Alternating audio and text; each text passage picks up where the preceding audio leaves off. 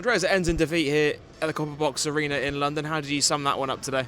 We kept on fighting. I think we started off, we had a decent first quarter. I think we had a really tough second quarter. They stepped up the physicality.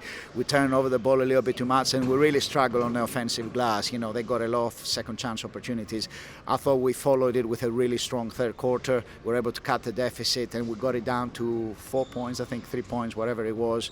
But just like our inability to make some shots towards the end, I thought we generated some good looks, but I thought that first half costed us.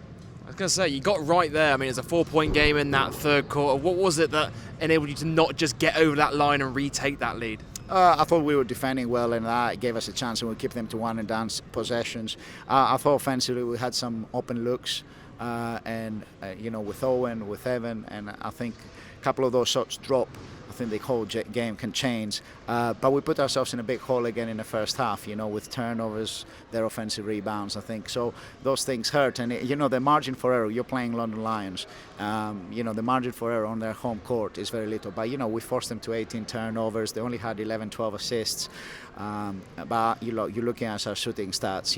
We got to be able to put the ball in the basket in a more consistent way. I'm proud of our guys. We kept on fighting in that second half. When you're down double digits, coming out in the third quarter and keeping them down to whatever it was, 13 points, and winning that quarter, I think that was big time. But we just need to do it more consistently.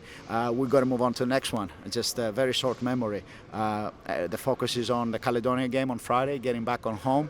Every game matters right now. I think that's the situation for every team.